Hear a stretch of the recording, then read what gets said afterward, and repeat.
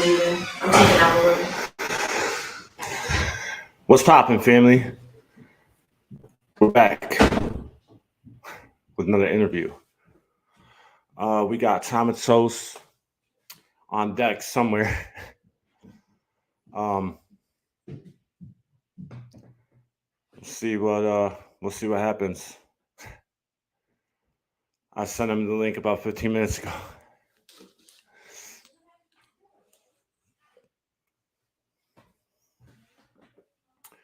So,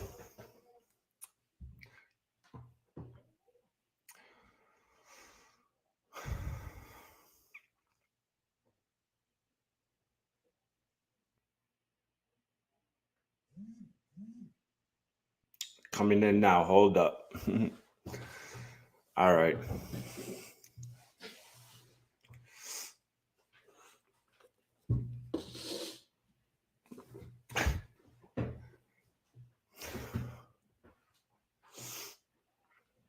My sister just popped in for a second, right as we started. Oh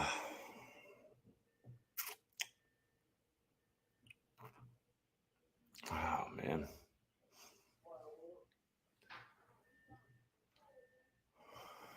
I always try to send the link early so we can get set up.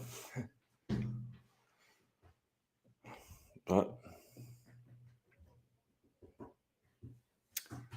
we will be waiting.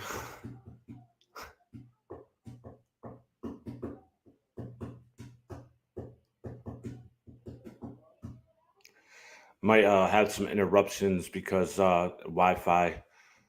I'm not plugged up, so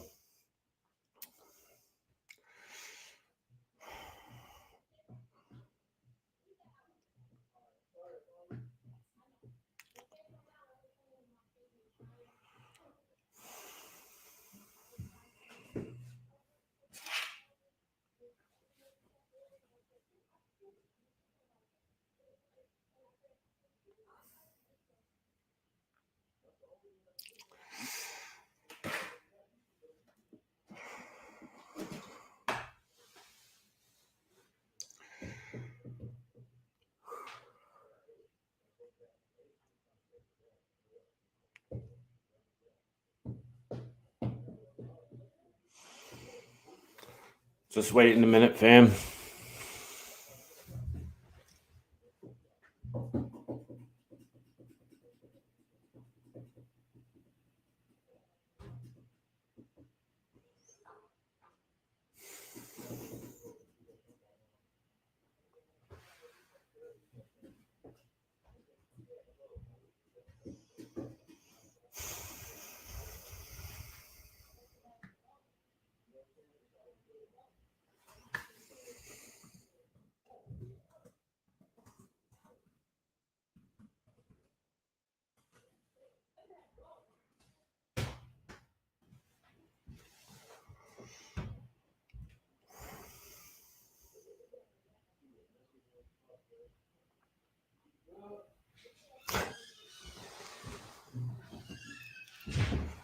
That's why I sent him the link 15 minutes early, fam.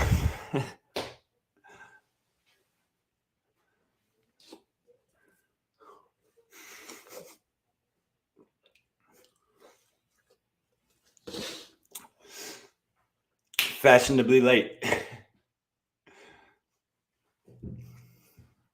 Can you hear me? Well.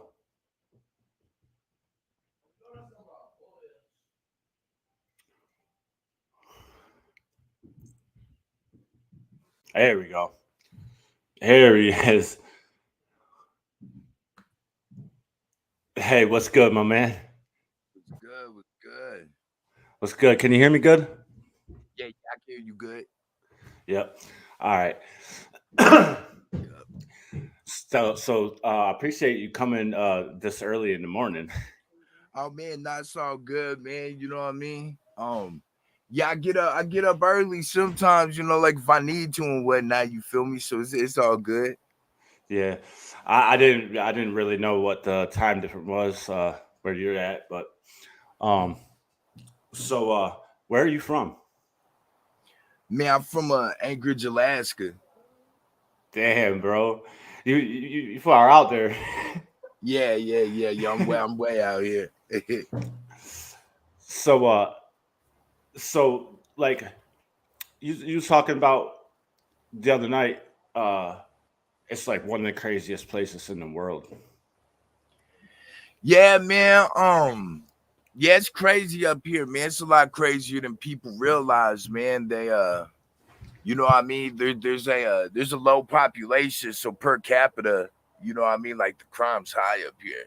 It's Yeah. crazy.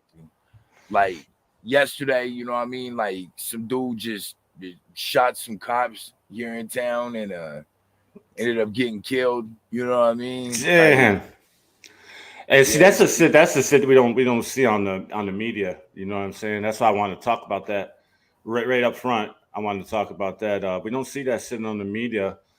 So you're from the reservation?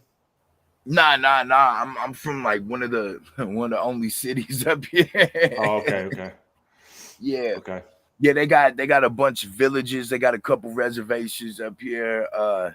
Bunch of small towns, like bunch of villages. Let's see, but there's Nome, Barrow, Bethel, Kenai, Juneau, Anchorage, Fairbanks. Man, there's about 10 cities. Okay. There's about 10 cities up Okay. here. So what's the rap scene? What's the rap scene or hip hop scene like up there? Man, there's a pretty heavy rap scene up here, man. It's just we so secluded, you know. We got a dude up here named Joker the Bells Bonds, man, right? And Joker's famous for being the king of Uncut. When BET had Uncut, he had the most videos on Uncut. Hosted Uncut, you know what I mean? He hosted Rap City a few times. Okay. So, you know, we got Joker. He kind of opened the door for like everybody up here. We got there's a dude up here, Baby J. He kind of like paved the way up here. We have some differences right now. We've had some for some years, but you know, I still pay homage, like, you know, for him opening up the door and stuff, you know, for dudes to rap up here and whatnot. My dude Sule Spain, he up here, he a legend, man. He's been doing his thing up here for a minute too, man. Ron the Don, Jack Frost and the AK-49. There's a whole bunch of people. Mike Pederock, man. Just Josh Boots is crazy. Like I can go down a list of names, man. And Okay. like it's more of a lyrical thing up here. Like it's crazy because everyone up here grew up on like, you know, like an extension of the West Coast. You know what I mean? Like bumping Selly Cell and Brother Lynch and stuff like that. And like me, and it seems like a select few of people, you know, we're on like the Mobb Deep, the Pharaoh Monch, the Wu-Tang. You know what I mean? Yeah. And that's why you said I was from the Mecca. You can kind of Yeah. You from the Mecca. I feel like as a rapper, just like, you know, Muslims, like you know, they gotta make that pilgrimage to Mecca, you know, over there in the Middle East. I feel like as a rapper, at least once in your life, you got to go to New York and embrace, you know what I mean, like where the culture came from. I feel like stand on the corner and rap with cats. Facts. Hold on, let me fix this lighting real quick. My bad. Yeah, I'm having a problem with that too. I don't got all my equipment with me, so.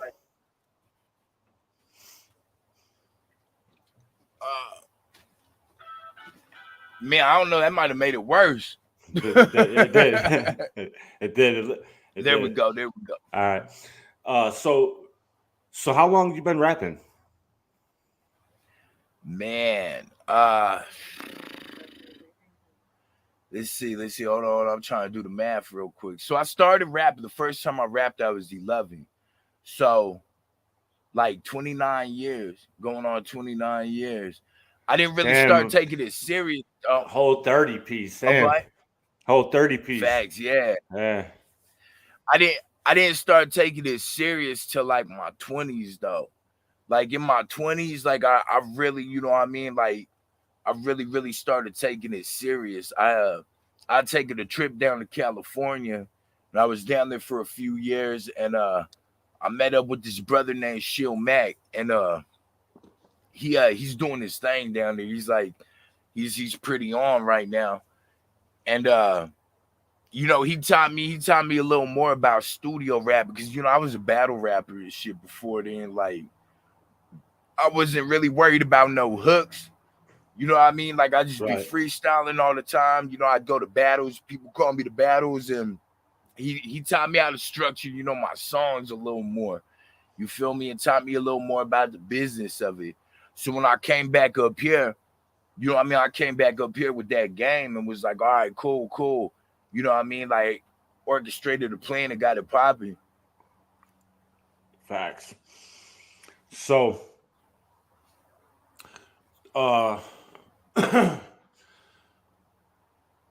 like, what year did you start taking it seriously? Because I want to find out like what kind of influences you had during your starting out. So what year did you start taking it seriously? I say about 2000, about 2005, 2007. Okay. Yeah, about 2005 to between 2005 2007, I really kicked it into gear. Definitely in 2007, like I really started like grinding real hard with it. Yeah, it was about that time. See, that's about the time where you know, mumbling started. You know what I'm saying? 2007, 2010. Yeah.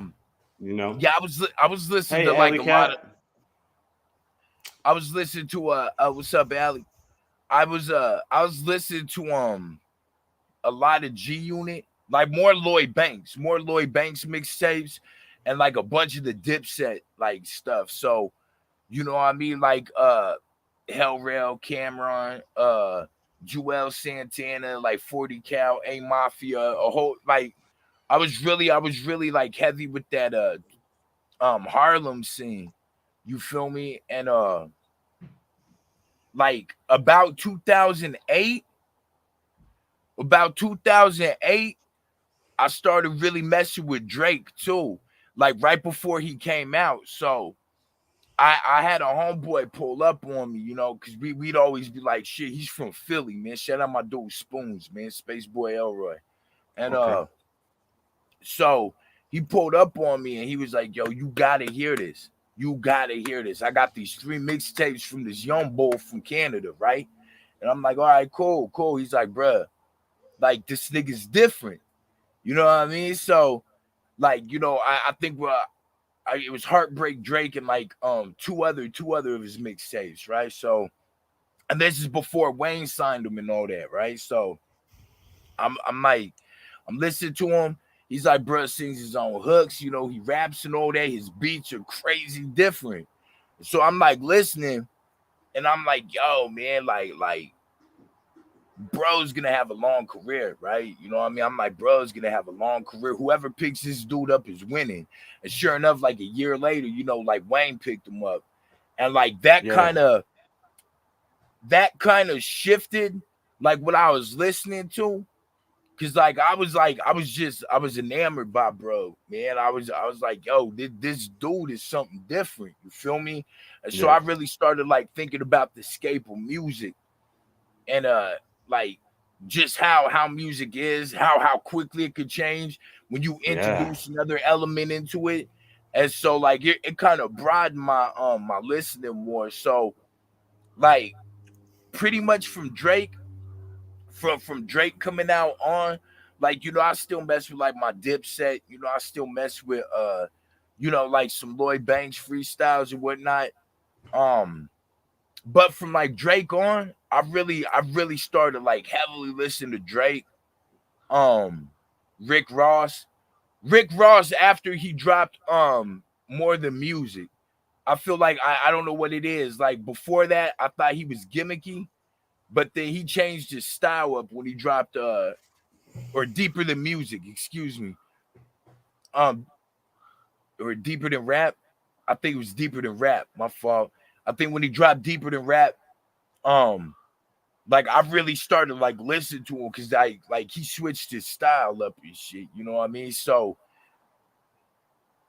I was listening to a lot of like Rick Ross, a lot of Drake, of course Jay. You know what I mean? I fuck with Jay-Z. That's that's the dude right there. So these are the dudes. These are dudes that shaped your musical influence. Yeah, I say they had a huge impact, and I ended up going to prison like 2011, and then I got out 2019. Got out 2019. Damn, and then 8 years.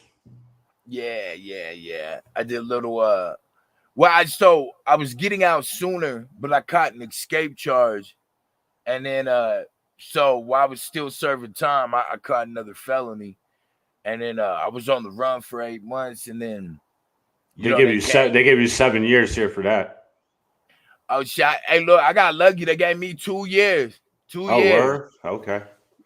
Yeah, look, I took that shit quick. Part of it though was because these city jails here suck, bro.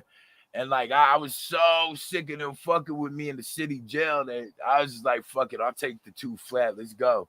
Hurry up. Hey, what's up, Larry? Larry. Work gang. Shout out to the network, man. Shout out to Work gang. Shout out to network, Work gang. Big facts. If y'all haven't already, man, make sure y'all check out, man, Larry Belafonte, 100 Kufi's new track, man. In the zone, man. Definitely check that out, man. Isn't that dropping today? It dropped last night. At midnight. Yep. Okay. Well, 8 o'clock my time, but yeah. Yeah. All right. I seen it. I set the reminder. I already got the notification because I was already asleep at midnight. But man, I keep glitching out, man. My bad. Yeah, I'm gonna do it a little bit too. Because I don't got my equipment and my green screen and nothing like that. So just using a virtual background, it's like, so so your voice, it kind of got a Rick Ross, kind of Drake, kind of Jay-Z kind of feel because it got that raspiness to it. You know what I'm saying? Yeah, a lot of people, I mean, I get the 100 Kufis. You feel me? They be like, man, you remind me of 100 Kufis. I get Jadakiss a lot. A lot of people, they be like 100 Kufis, yeah, but like I'm talking about like a mainstream artist that like influenced you. You know what I'm saying? Oh yeah. I mean, yeah, I think you can hear like the influence sometimes. I try though, like now, really now, like it's like the more I elevate, the less I listen to like outside influences. You know what I mean? Like yeah, like when my people drop something, you know what I mean, I'll listen to it, and you know what I mean, like I give it some run too. You feel me? But like outside of that, really, like a majority of my day. Kufi's is a legend. Facts, Kufi's a beast.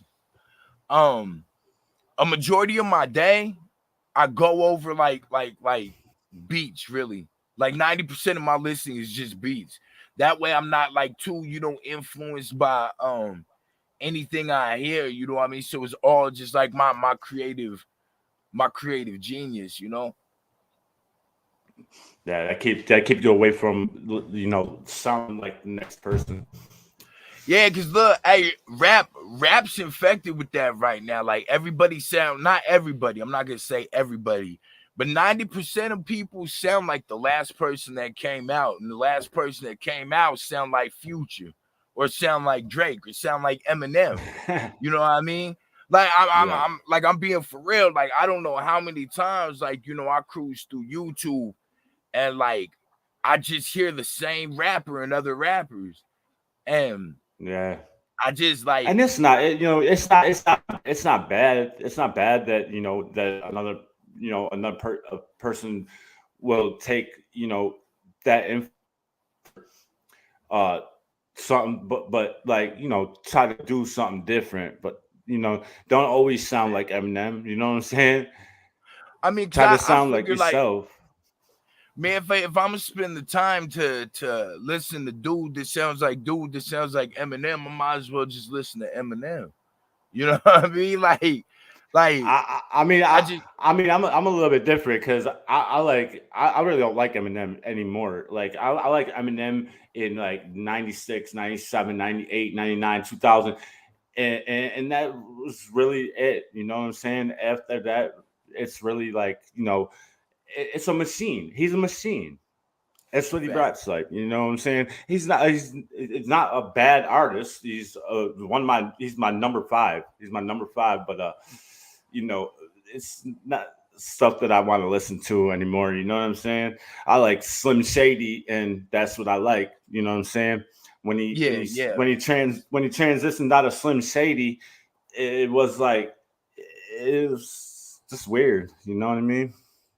Yeah. No, I see, it's funny because I'm like the opposite. I think where M's at now, like I feel like he's super in his bag. You feel me? Like, cause I mean, you're familiar with my music. Like I'm super punchline heavy. You know what I mean? Like Yeah. I like the playing with words. I like the punchlines. I like the similes. I like the metaphors. I like all that shit. So like where he's at now, like the complexity of his rhymes, I listen to M way more than I did before.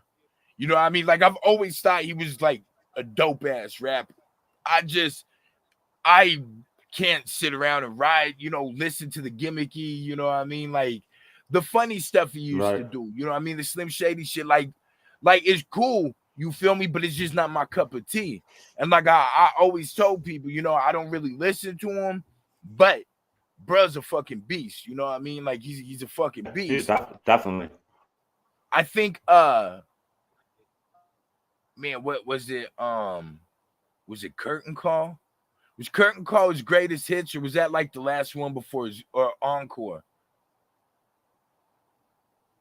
Encore was his greatest hits, right? I'm not. Yeah, that was the greatest hits that had that fact on it, and I think that was like the last like album that I really like listened to, because like I like that shit. I like that funny shit. You know what I'm saying? Yeah. I like that comical shit. And he always had bars, and he still has that, but his bars are more complex, and it takes me a minute to listen to a song and get it. You know what I'm saying? It takes me Yeah. a couple run throughs, you know what I'm saying, in order to get it. And it's just like it's too much for me, you know what I'm saying? I'm like, Yeah. Nah, man, it's just I like part of it's like the way I grew up. You know what I mean? Like I grew up like real crazy. You know what I mean? Like doing real crazy shit. Like we're stealing cars off the car lot. Like all high speed chases, shootouts, shit like that. So like, my mind frame was like way different back then. So like, like I wanted to hear the same type of shit that I was living in. You feel me? So I was like listening to a bunch of music that was like that. And it's crazy because now that I'm older, I like country music, like I like R&B. And I listen to like more mellow stuff when I do listen to music. Like when I'm in album mode, I won't listen to anything else. You know what I mean? Just I won't, because I don't want to be influenced by anything. You know what I mean? I'm trying to make a body of work that represents who I am. So I try not to be distracted by outside influences. But like on my chill time, or when I'm around the house, like just cleaning up and like vibing, like I'll be putting on like some R&B. I'll put on like some 90s grunge, some 80s music or something. You feel me? Like just like for real. Like look, I 80s music hands down is my favorite music ever. Yeah, that throughout the 2 decades, the 80s and the 90s, that's like my ultimate music. You know what I'm saying? It's Facts. it's rap, it's heavy metal, it's classic rock, it's alternative, that grunge, you know, but more of the heavy metal, more was like groove metal, was like Pantera. You know what I'm saying? Okay. See, look, like I was fucking with like. Oh, go ahead. I really love that shit, man, and you know, they changed the sound of metal. You know what I'm saying? They put a melody behind it. You know what I'm saying? And it's just it's so good. It's so good. Look, I was like in the 90s. Let's see, I was fucking with like Tool. I was fucking with White Zombie. Yeah, White Zombie. Yeah, I was fucking with like Soundgarden, Nirvana, of course. You know what I mean? Green Day. But hey, a lot of people like don't know this though. Like, bro, like I'll be in my house, bro, and I'll throw on like some 90s rock, and I'll be in here jamming, singing at the top of my lungs with the door open and shit. You know what I mean? But then I like the mellow shit like Oasis and whatnot too. You feel me? Like, hey, what's up, Sack? What's up, What's up, Skylar? Zach, Allie, Skylar. What's going on? Bad, What's going on? Bad. Fill this thing up, man. We're gonna let y'all ask some questions in a minute. Oh man. I forgot what we were talking about. Nah, you good. We was just talking about like 80s and 90s music and like, Yeah, you know what I mean? You know, my memory is still a little fucked up. But you good. But yeah, a lot of people think that a rapper only listens to rap. So like they're not gonna look at you like, oh, you probably liked White Zombie, or you like Soundgarden, or you like Green Day. You know what I'm saying? You know what I mean? But that's where you get the uniqueness from. You know what I'm saying? You get it from all that. I currently own every Adele album, and I listen to them. Like, hey, for real though. But look, yo, Adele is oh my god, she is so amazing. She's amazing. Every song she has out, I love. Adele is one of those artists outside of my genre. I think she's the only artist outside of my genre that I lightweight envy her pen game. Yeah. Just like, cause yo, bruh, I've seen grown ass niggas in prison crying listening to Adele, bruh. Yeah. I done cried listening to Adele. I done cried a lot. I cry a lot, man, when I listen to music, man. So music music hits me right in my chest every time, whether it's some ass shit or it's some goodbye shit, or you know what I'm saying, or some sad shit. You know what I'm saying? Music always hits me in my chest. Facts. Definitely. But look, that's what good music should do, is invoke emotion. Like, I had somebody tell me one of my oldest songs saved their life. Like they were from the commit suicide, and they said one of my songs saved their life and tattooed my first verse on their shoulder. You know what I mean? And like, damn, like that was super crazy for me. You feel me? Like, damn, like, and like, you know, I've come to understand, like, you know, a lot of people that know me, they hear me say it all the time. With great power comes great responsibility. Music is a power. Like words are spells, right? So yep. when you formulate them together with rhythm, you know what I mean? Like that's something esoteric, man. Like that's something crazy. You feel me? Like what it does to the spirit, you know, body and soul. So like, I gotta say something. So what's good, Saint? What's up, man? Song had never made me cry or laugh. Well, if you never cried or laughed off of a song, then you don't feel music, bro. You don't feel it, bro. Yeah, and music, whether it's like energetic energy where you start jumping around while you hear it, or like, you know, nodding your head to it, you know what I mean? Subconsciously start nodding your head, you know what I mean? Like, that's the music moving you. You feel me? Yeah. Like, cause look, there ain't but you don't tell yourself I'm gonna start nodding my head. You know what I mean? Nope. You instinctively start doing it. You know what I mean? Yep. That's what I'm saying. Like, words are a spell. So us as musicians, we have a great power and responsibility. You feel me? And the things that we say and we put out there into the universe, like, can have a drastic effect on people, whether positive or negative. Like, just imagine, okay, if Adolf Hitler was born in our era and was a rock star with the same message that he had, the capacity to spread his message through the radio, like how devastating that could have been. You know what I mean? Or if Martin Luther King was a rapper, you know what I mean? Like how widely he could have spread his message, you know what I mean? Like, in these days and times with social media and all that. So, like, being an artist, man, you wield a lot of power, whether you accept it or not. You hold a lot of power in your hands.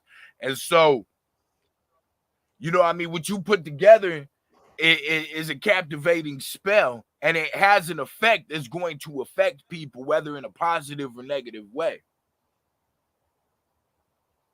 Right. And music has literally saved my life probably about a dozen times. Look, I was telling Sack about this, man. Music has literally saved my life, bro. So when I was in California, you know, when I was partying, I invited this dude over to come party. I know that. Yeah. No. All right. My bad. My nephew. I know this dude from Adam, right? But I invited him over to come party, hang out, and man, what's up, Cone? And so little did I know, this dude caused some people to come over and rob me. They just shoot, kill, and rob. Damn. So, you know, he was like, yo, I got some people coming over. I'm like, cool, right? Cool, all right. And when I answered the door, like, my instincts told me, like, yeah, these dudes ain't no good. You feel me? But they had already came in. And there was like one dude that was like the leader of this little clique, right? He's sitting there, he's chopping it up with me. You know, he's like, where you from? You know, whoop-de-whoop, yada yada, right? And you know, he's talking to me, and you know, he's asking me just questions, and we get in the subject of music. And he's like, you rap? He's like, let me hear something. So I rapped for him, and he was like, bro, thank you. He was like, bro, you're talented, man. He was like, let me holler at you outside real quick. And he was like, look, that nigga inside your house ain't no good, bro. Like, he ain't no good. He called us over here to set you up, bro. He set you up, man. He called us over here to rob and kill you. You feel me? He was Damn. like, but bro, he was like, bro, you're intelligent, man. You got a lot going with you for the music. And like, he was like, man, I don't feel right. You feel me? And he was like, man, you gotta get this dude out your house, bro. And he was like, if you need help, man, I'll get this dude out your house for you. And so, you know what I mean? They took off. Dude was still in the house, and then like, you know, he pulled a gun, so I had to duck about the house and shit real quick. He ended up running off with some of my shit and all that, but music literally saved my life that day. You feel me? Like literally saved my life. So, And literally just talking about the music. facts. Talking to the man about the music. He was just like, damn, like, you know, this is a good dude, man. You know, I can't even fuck around like this. Like he took you outside and got you right. That was good. That was dope, man. bro. That's man. Look, that's a true ass story too, bro. Like, and to this day now, like I learned my lesson. You know what I mean? Like, bro, I don't have an open door policy like that for people anymore. You feel me? Like, you know, and Right. it's a simple, you know, it's a simple thing a lot of people do. You know what I mean? But, bro, I don't let strangers in my house, bro. Like, I Well, don't I care mean, if you got a I don't care family. if You it, got family, right? yeah, You got your wife. You know, yeah, you yeah. can't put her. You can't put her in jeopardy. Exactly. But you know, like this was like way before, you know, I was married and all that. But that was my changing point. Like, look, man, like, but I don't care if that's your homie. I don't know your homie. You can come over. Your homie can't come over though. I don't know that nigga. He don't owe me nothing. You know what I'm saying? Just because you loyal to me and shit, don't mean that he's gonna have the same courtesies. You feel me? Right. So, like, you know what I mean? Like, he might come over with you, and then he might spin the block after you leave, come back around, you know what I mean, to try and rob me or some shit. So, you know what I mean? Like, Right. I'm closed off. I'm closed off to strangers. You know, this is my sanctum, anyways, man. You know, like as a king, you don't let randos in your castle, you know, Nope. around your queen, around, you know what I mean, around your fortress. You don't do that. So, especially with the way times are now. You feel So she me? said, we got the kids cleaning the kitchen, but maybe later we chopping up polar bears for breakfast. But Kahuna said you chopping up polar bears for breakfast. But so how many kids? So how many kids do you have? We have 8 kids. Oh wow! Well, then that's seriously a closed door fucking policy, man. You know what I'm saying? Like you can't be letting anybody up in there. You know what I'm eight saying? kids, 8 kids and 2 grandkids. You a grandfather? Yeah. So was you with Mrs. Tomatos when this incident happened? Nah. This was man, this was years and years back. This was like in 2006. 2006. Okay. Yeah. So the funny thing is, my wife and I, we had mutual friends that tried linking us together like way before we met. we had mutual friends that tried like playing matchmaker with us like before, but she wasn't having it because I was, you know, just like a stranger. You feel me? But we ended up meeting anyways, and yeah, the rest is history. Dude said Skyler said dude got one kid for each tour. He said what? You got one kid for each tour. right. Man. Hey, if it were that simple. Right.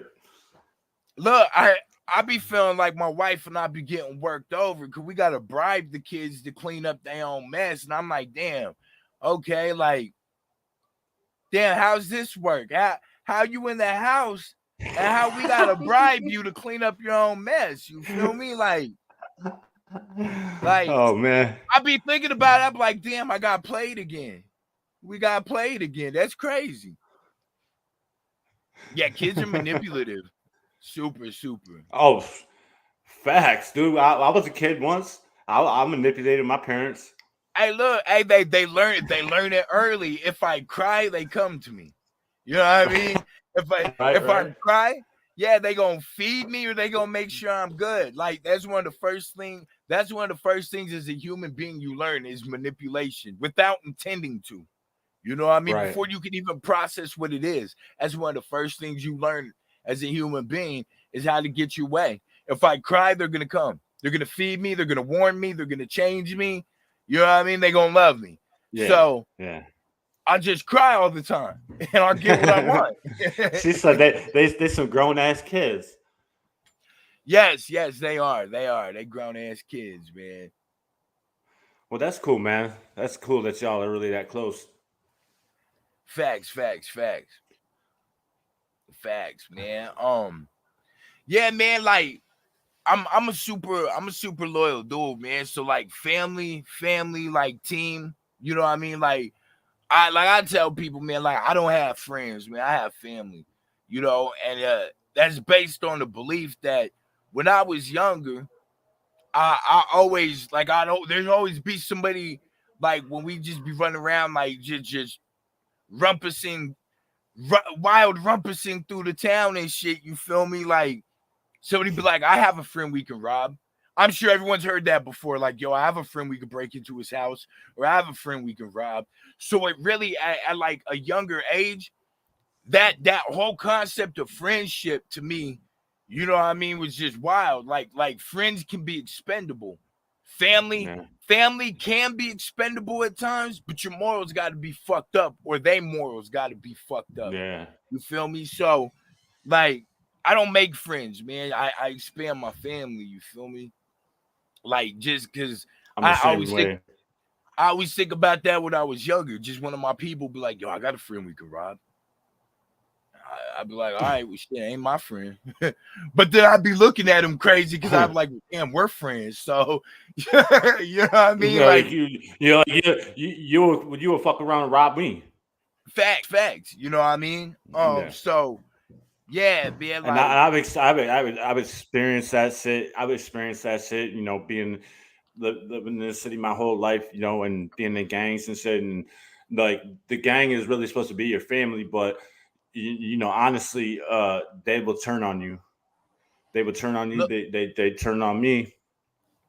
Look, the gang structure can be a good thing. It can be a good thing. It can. However, the allure of what makes it a good thing is quickly switched around. So, like, I'm an inactive gang member, right? So, because I don't be promoting that shit no more. You know what I mean? Like running around just killing motherfuckers over dumb shit and you know what I mean? This, that, and the third. You know what I mean? Like, I'm not gonna promote anybody or pushing or promoting anybody that's gonna do anything that could end their life or that's going to wind them up in prison. Because truth of the matter is this, man, like gangs are supposed to be a family unit. And if they were incorporated the right way, they could be very useful for the communities and for individuals, but they're not utilized the way that they were intended to be in the beginning. And truth of the matter is, you put in work for motherfuckers, man. You put in work, and maybe 1 out of 30 motherfuckers that you've been running around with when you in a tough situation is gonna hold you down. You feel me? So what happened to all that family shit? You know what I mean? Like a nigga locked up and shit. You know what I mean? You ain't checking on moms. You ain't checking on the kids. You ain't doing none of that. You know, you running around. You ain't giving me no notes, no nothing. Yeah. I can't call you nothing. Screaming free trauma ain't finna pay for my commissary. Screaming free trauma. Yeah, it ain't buying my kids anything on their birthdays or Christmas. You know what I mean? So, like, you know, Facts. like it's just it's crazy, man. So, like, I don't really be promoting that shit. Like, you know, I used to wear my bandana on my pocket like all the time, even though I'm inactive and whatnot, right? But I used to go to work with my bandana out of my pocket, and they always ask me, "What's that for? Is that some gang shit?" Oh, I'll be like, "Oh, nah," you know what I'm saying? But yo, it's the same thing. But I started realizing like the way that the world is, and like where I'm headed in my life, I ain't doing nothing but inviting issues and problems into my life by running around with a 99-cent piece of fabric hanging out my pocket. You know what I mean? Like I'm making myself a target. I'm making my family a target. So I quit doing that because I was like, man, it's pointless. You know what I mean? Hey, what's up, Jackson? Jackson was good, brother. You know, I always be trying to think about how my actions, like I always try to be like 5 steps ahead, bro. You feel me? And like think about, okay, if I do this, how how could a random person or random factor, you know what I mean, like interact with this, and what could happen from that? So I always be trying to think, you know what I mean, like ahead. Like some people just be like, oh, fuck it, you know, it's fashionable. But I'm like, okay, well, dude driving through the parking lot who just got beat up by rival gang or something, you know what I mean, the day before, sees you in a parking lot because you want to be fashionable, might be the reason why you don't see tomorrow. You know what I mean? So like, you know what I mean? Like, I be trying to think about shit like that. And plus I feel like, bro, I ain't got shit to prove to anybody, bro. I've held my own, you know what I mean, in these streets. I went to prison and kept my mouth on hush. You know what I mean? Like, I've done all this street shit. You know, I'm a family and a businessman now. You know what I mean? So like, why? Like, I'm happy with that. So I'm not gonna do anything that's gonna interfere with that or take me away from that element that I'm comfy in. So I really be thinking about, you know, my actions and decisions, and how they play on my vitality and like on my longevity for life, business, and family and shit like that. You know what I mean? Right.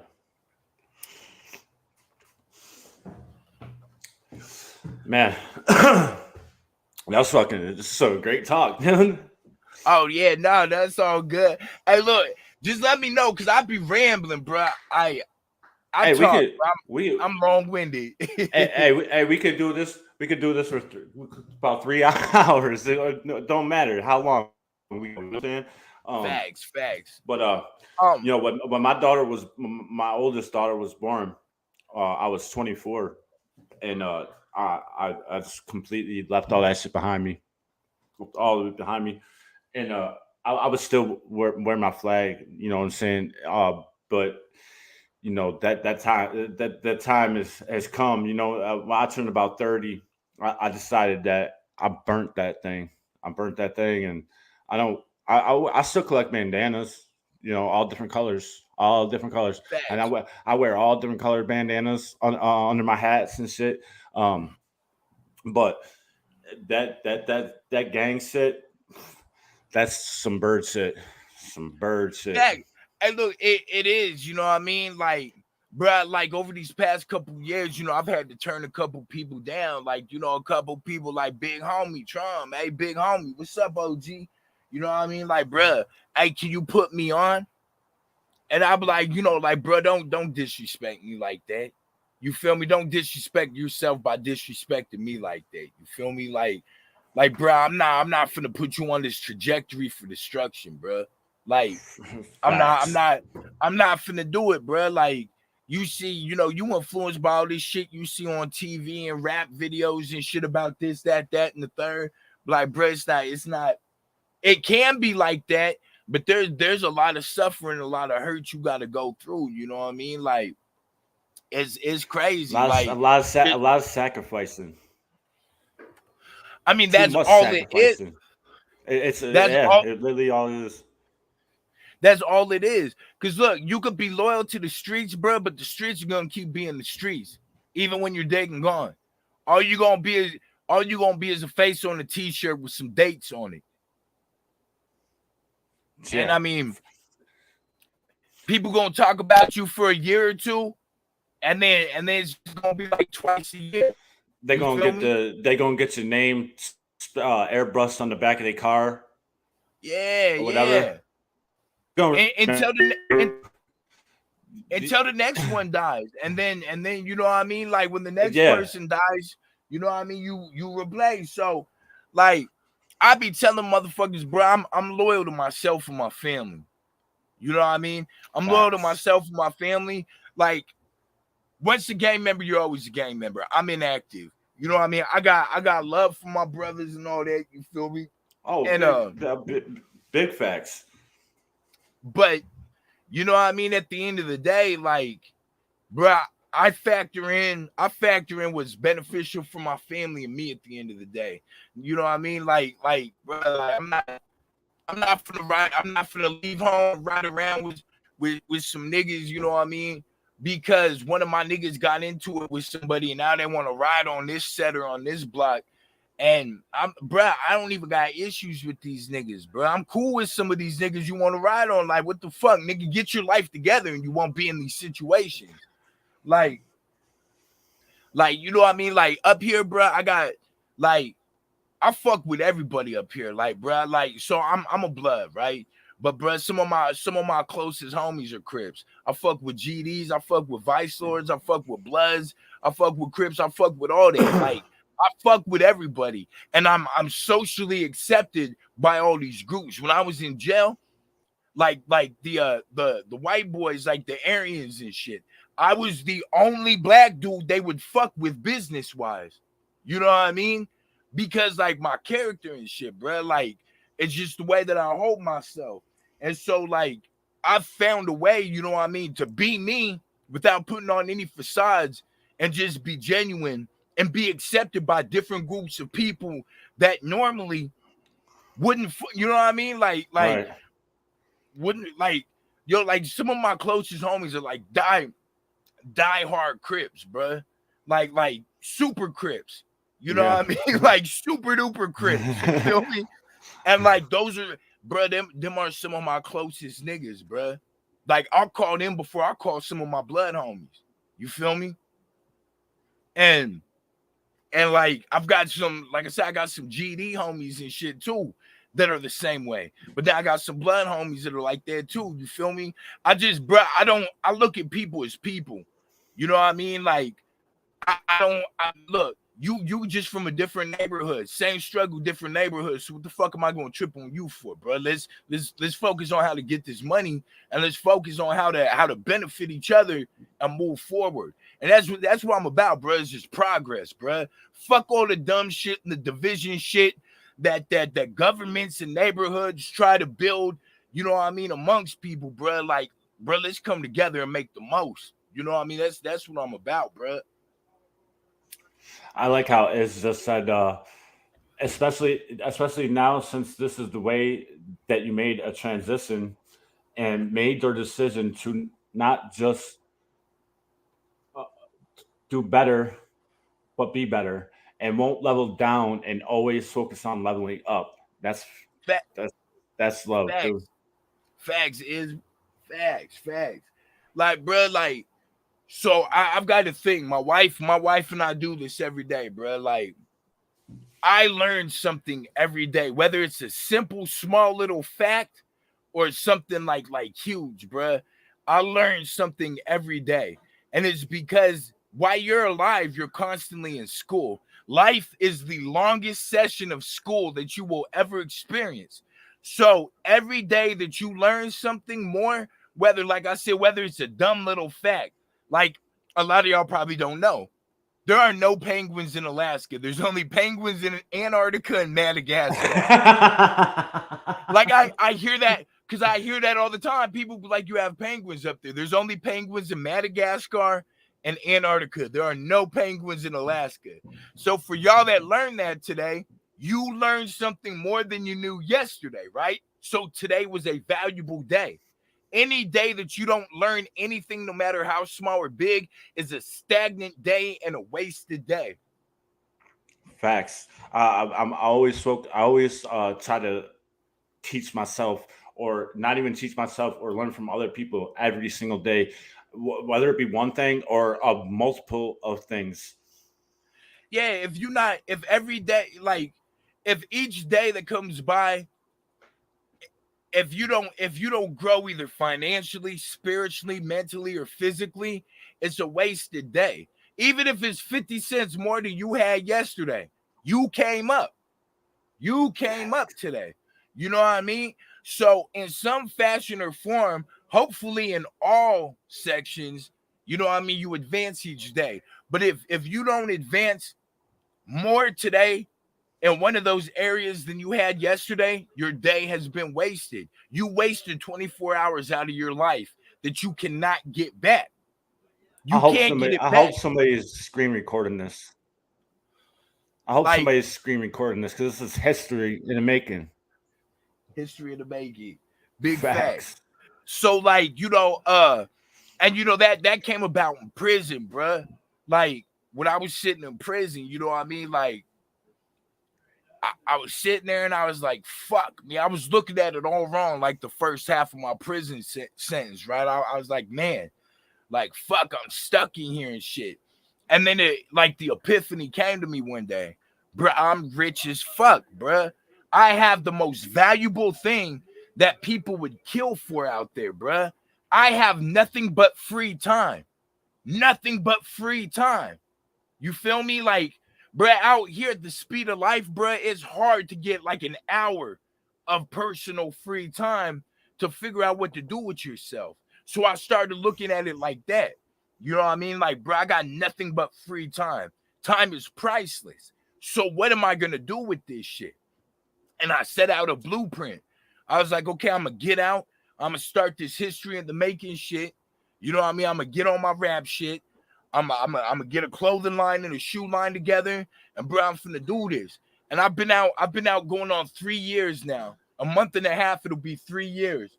And everybody that I knew in jail, in prison, they tell me the same shit. They like, bruh, you the only nigga that actually sat down, wrote out a blueprint for what you were gonna do, got out here, and is successful, bruh. Like, niggas in the Bing tell me, like, bro, you're an inspiration, bruh. Like, if you can do it, because, bruh, look, I was always in and out of prison, always in and out of jail. You feel me? They were like, bruh, if you can do it, bruh, like, I can do it.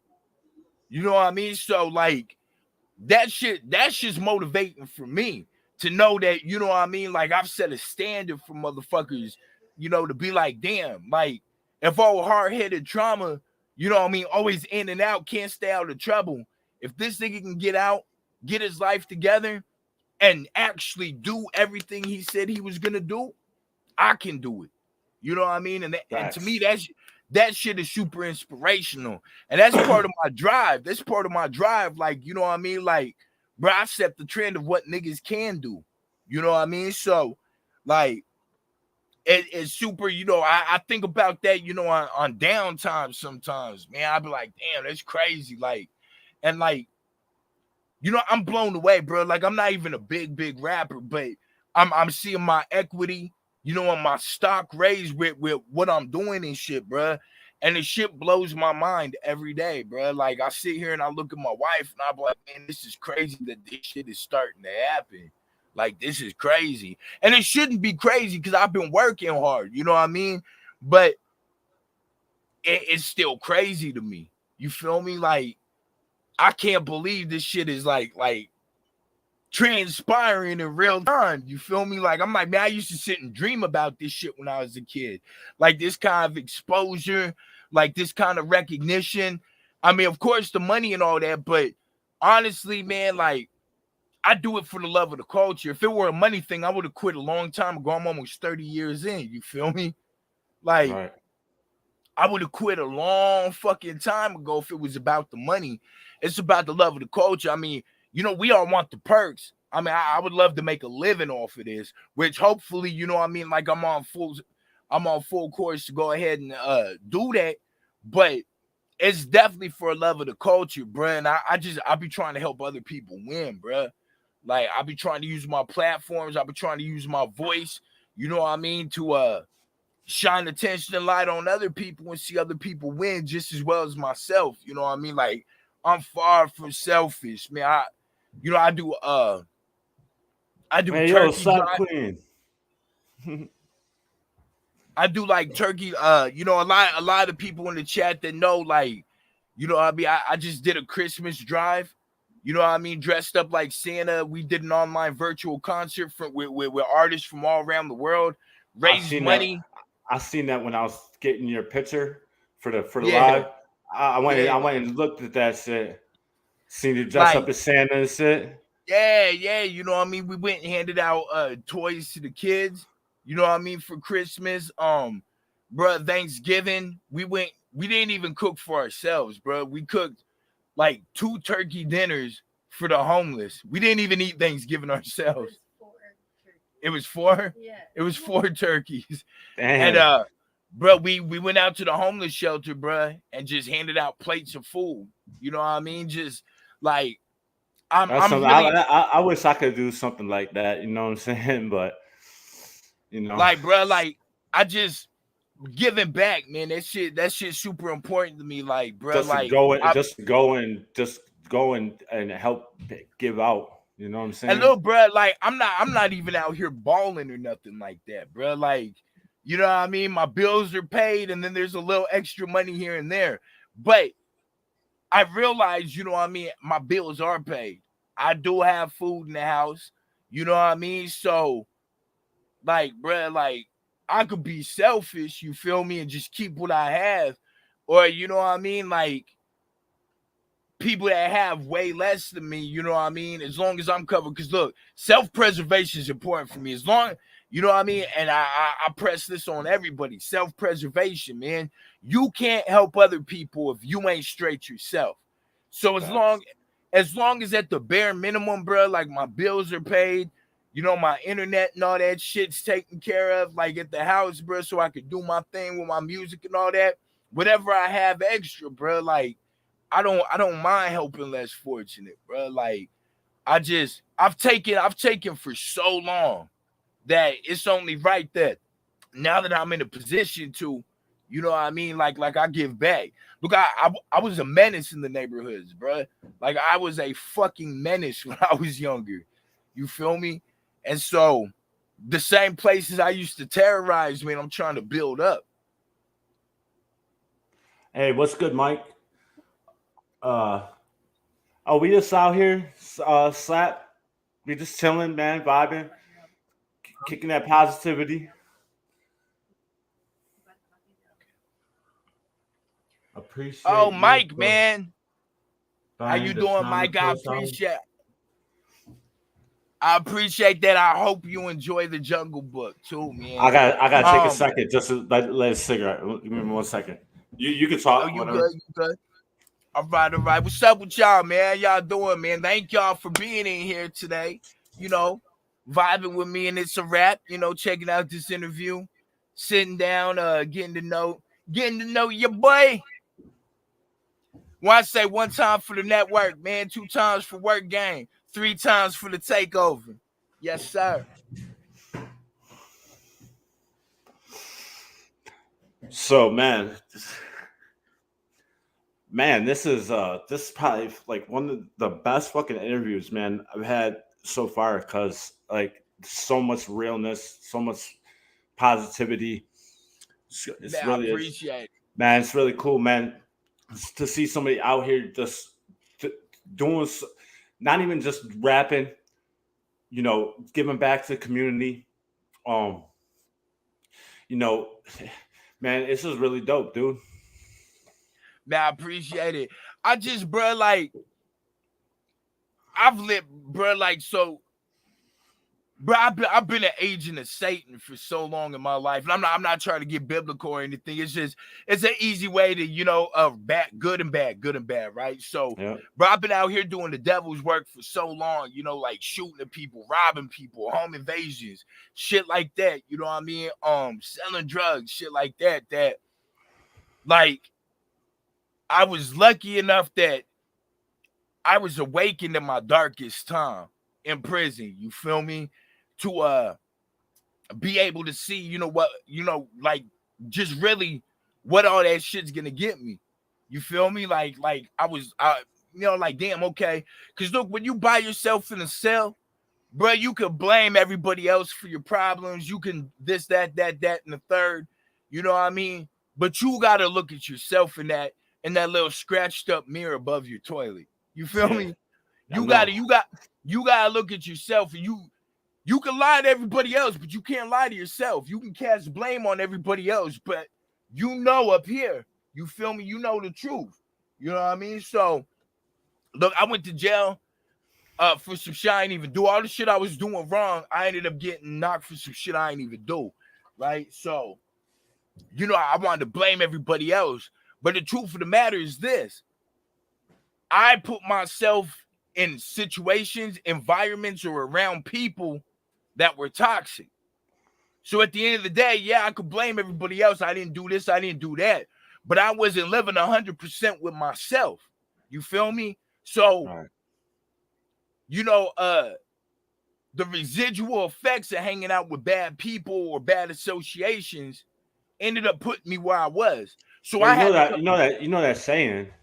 If you want to, you know, you want to be a drug dealer, you got to hang out with drug dealers. You got to involve yourself with drug dealers. If you want to be a millionaire, you got to involve yourself with millionaires. There's no other way around it.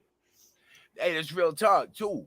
So, you know, I was sitting in there thinking, I'm like, damn, man, like I'm out here trying to be, you know, like the #1 draft pick in these streets and shit. You know what I mean? Like I'm out here thugging and all that shit, thugging and drugging and all that. And I'm like, man, I'm like, this is crazy, right? Like, because I'm sitting here in jail. Like, this is what being a real nigga got me, is sitting by myself in a 10x12. You know what I mean? And I'm like niggas ain't looking out, niggas ain't doing shit. And I was like, damn, I sacrificed all my time doing the devil's work, bruh. Man, y'all had some big cells, right? We only got 4x8. Woo! Yeah, well, that's a single cell. Then the cube is 10x12 cube, four bunks. Yeah, we got 3 man. Yeah, we got 3 man cells. Like that's what they be like. One nigga sleeps on the floor, and then you know you got the bunks. Yeah. And then, you know, like, I'm like, damn, okay, man, something got to be wrong because the life I'm living leads to this or death. And I'm like, I'm out here throwing away freedom to sleep in a bathroom with 2 niggas. Larry said that. That's facts. I had to learn the hard way that trauma, not the rapper, LOL, can be beaten. From the age 3, I could read, and my fam was jealous of it, so they treated me like dirt. Made me feel like I was useless. Facts, man. Like, and that's another thing. Like, niggas will hate. Niggas will hate on success, man. Like, they hate on success, and instead of having the ability, instead of using the ability to ask the next, like pride, bro. Pride is real crucial. Like to a lot of things, you know, like envy and all that shit. Cause look, a motherfucker would rather shoot you and kill you because you on top. Because they too prideful to be like, hey, bro, can you give me some advice on how I can move ahead, or how can I move like you, bro? There's two sides. There's 2 sides of pride. There's a bad side of pride, and there's a good side of pride. You can be proud of things that you accomplish, of your successes, but you can't be too proud to ask a motherfucker for advice. You have to be humbly proud. Yeah. You have to be humbly proud. And that's what I learned. Because look, when I was younger, bro, couldn't nobody tell me shit. Bro, like up to like I was 25, couldn't nobody tell me shit. Like, nigga, I'm the flyest nigga you know, nigga. I'm the slickest nigga you know. You feel me? I'm the most gamed up nigga you know, and blah, blah, blah, right? But what did that shit get me?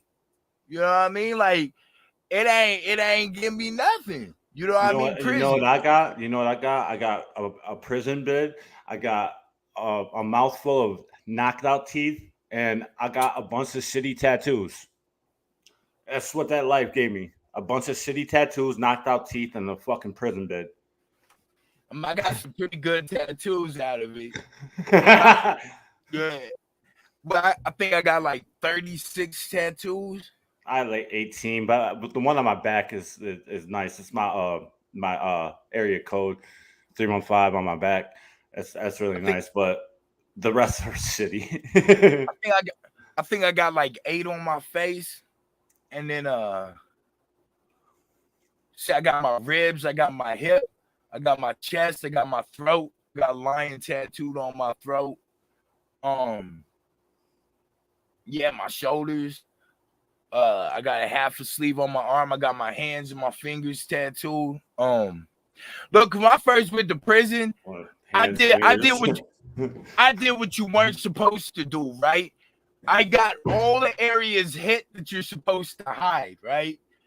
Like, so I got my face and my hands done, right? And I was like, well, you know what I mean? There goes jobs when I get out of prison, right? I was like, fuck, man, okay. But I didn't care because, bro, like, I was in such a bad Like, bro, I was in a dark place when I first went to prison, bro. Like, I was like, bro, I shouldn't even be here. This is crazy. You know what I mean? Like fuck the world, man. I just wanted to see the world burn, bro, because I was so filled with hate, bro. Like, man, why is this shit happening to me and shit? But then I told you, like, halfway through my bed, bro, like, I came to this epiphany, bro. And, bro, I had to give myself mantras every morning when I woke up. You know what I mean? I had shit, like, taped on the back of my door. So before I left my cell, you know, I could read that and be like, all right, cool. You know what I mean? And, bro, like, I really had to let things go in my life. I had to acceptance, man. That's a big thing too that a lot of people have trouble with. I had to accept what is, and there's no changing it. So, am I gonna sit around here and mope for the next 4 years? I've been moping already 4 years. You know, am I gonna mope for the next 4.5 years, or like what are you gonna do? And I started looking around at motherfuckers that were locked up with me. How some niggas were just having the time of their life in prison. How some niggas were just on a revolving door, getting out, coming back in, going out, coming back in. Like, I didn't see some niggas in the 8 years I was in there come and go like 12 times, bruh. Damn. You know what I mean? And I started like really thinking about, like, damn, is this what I want for my life plan? You know what I mean? Like, do I want this? And it was a comfortability. It wasn't that I was okay with it, but I knew everybody locked up.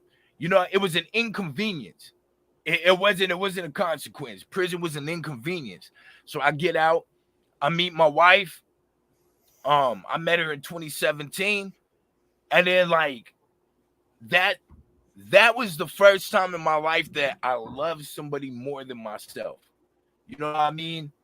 And like, look, I got kids and stuff, and like, bro, I was kind of selfish a little bit, not by choice, you know what I mean, but just, you know, arguments with the baby's mom keeping my baby away from me. So, you know, I had to kind of learn to like sever that, you know what I mean, so it wouldn't like hurt so much, you know what I mean. So I kind of had to sever that, and my wife was like I said, the first time that I loved like somebody that I had control of the situation more than myself. And like that changed everything. Now going to jail was kind of like going back to prison. You know, it's like, well, damn, I got something out there, you know what I mean, that I really appreciate.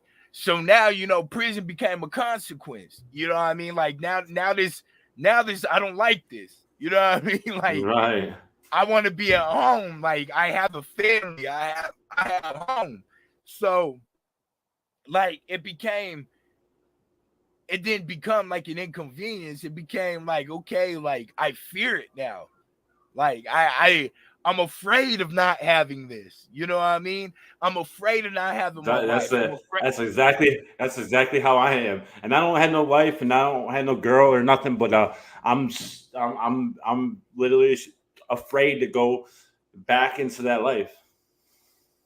Like I tell, and I'm upfront with people, but I'm not a good guy all the way right now because it's the right thing to do. Because, bro, I've been a criminal for years, so I'm right because I don't want to miss what I have, not because it's the right thing to. Because look, bro, I walk by places sometimes, or drive by places, and the first thing that pops in my mind is, oh, how can I bust this lick? And I'm like, oh, you tripping, right? Yeah. Like, you know what I mean? My first thought is still criminal, but I've learned now that, okay, you know what I mean? Like, my second thought is, oh, yeah, you tripping. You tripping. Yeah. The first thought is never right.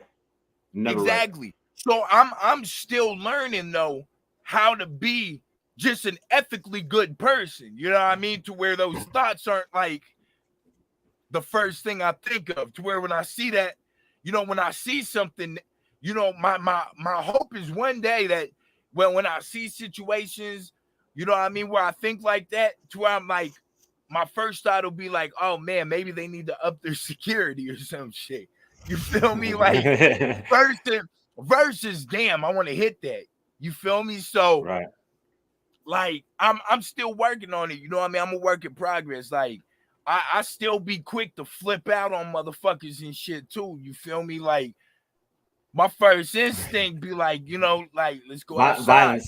Violence. Yeah. You know, I wake up every day and choose violence. I don't like that. You know what I'm saying? But then I have to sit and think about it, and then I decide to not do that. You know what I mean? Like if you were to, so my wife has heard so many crazy stories about me that it's hard for her to fathom. She don't know me like that. You know what I mean? She don't know me from those days and shit. So she be hearing crazy stories, you know, like I said earlier, like going into the car lot and driving brand new cars off the car lot and stealing them. Or you know what I mean, just crazy licks and shit, you know what I mean, that I've pulled or shootouts and shit. You feel me? And like she be like, man, that's crazy, cause like I don't know him like that. Be mad. You know, What's up, dude? be mad. Yeah, bro. Like, yeah. And look, the first time I got locked up was like 11, bro. That's the first time I ever got locked up. Like my record starts in 94. 94. Mine starts 98. I think I was like 16 or 17. Yeah. And it's crazy because, bro, that shit got instilled in my head at a young age. But it was also getting locked up at a young age that kind of like pushed the rapping too.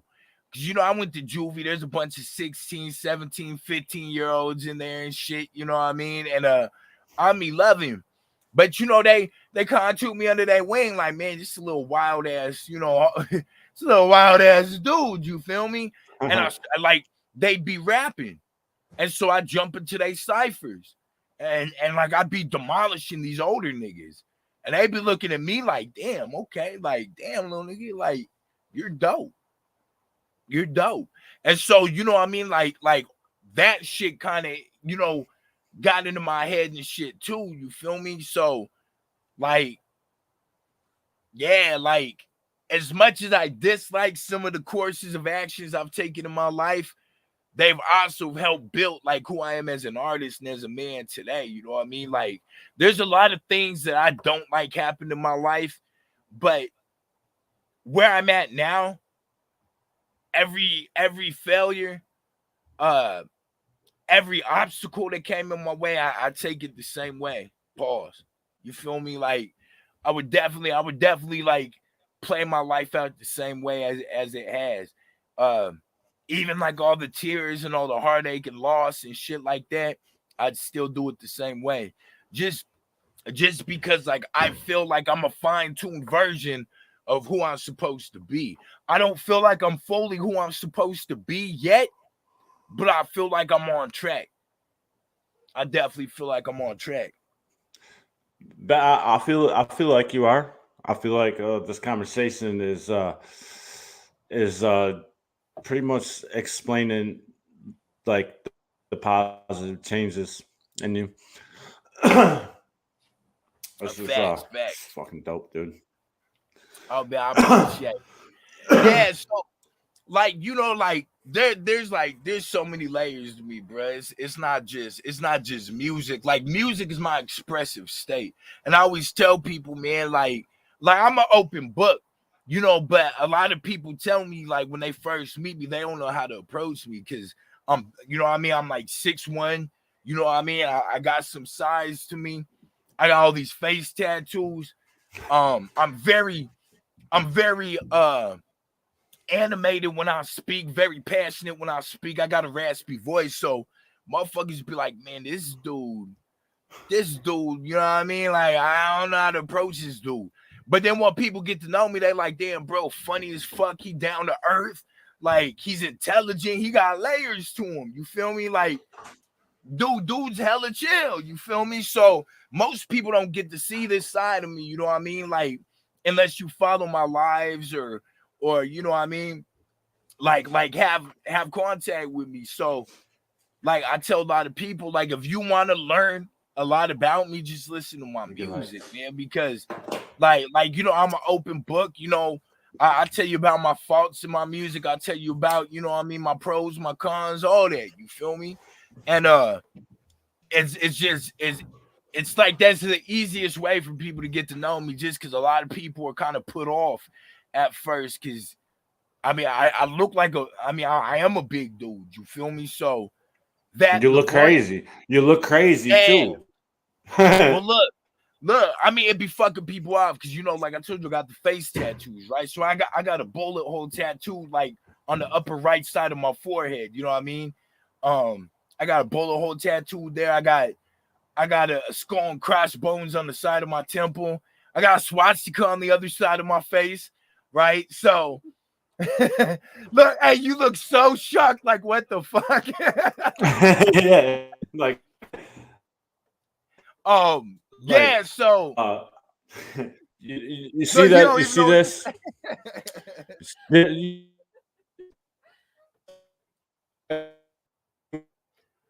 Hold on, you break it up.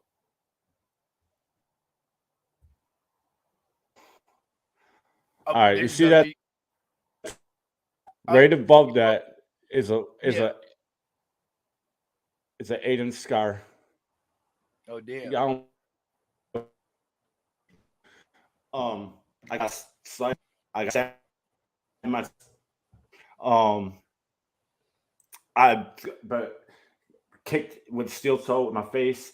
Had my eye socket fractured. You know what I'm saying? I've been in the hospital almost dying.